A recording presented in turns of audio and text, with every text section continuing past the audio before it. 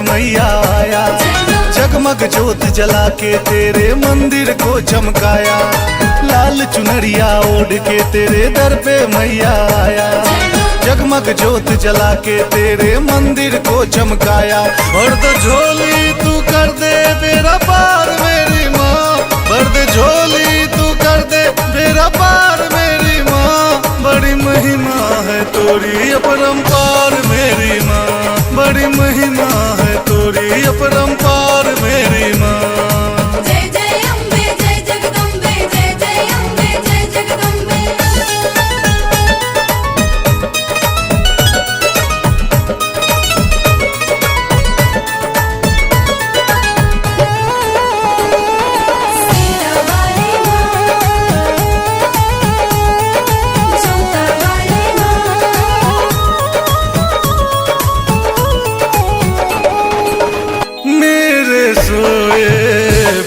जगा दो भक्ति का तुम रस बरसा दो, तेरे चौखट जो भी आया तूने न खाली लौटाया।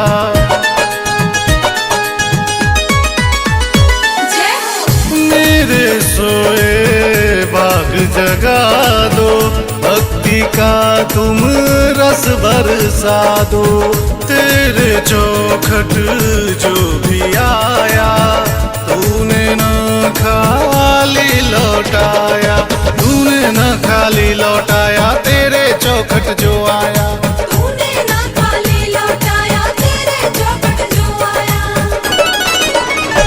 तेरा सेवक बना संसार मेरी माँ, तेरा सेवक बना संसार मेरी माँ।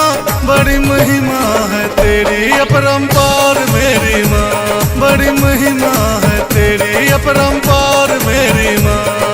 जय जय अम्बे जय जगदम्बे, जय जय अम्बे जय जगदम्बे। सेना वाली जोता वाली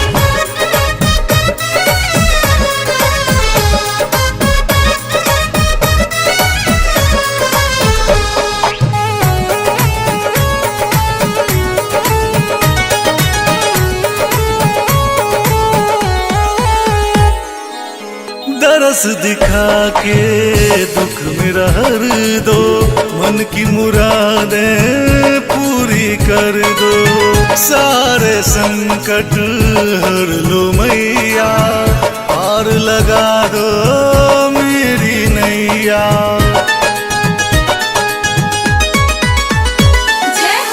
दरस दिखा के दुख मेरा हर दो, मन की मुरादें पूरी कर दो, सारे संकट हर लो मैया, पार लगा दो मेरी नैया, पार लगा दो नैया, सारे संकट हर लो मैया।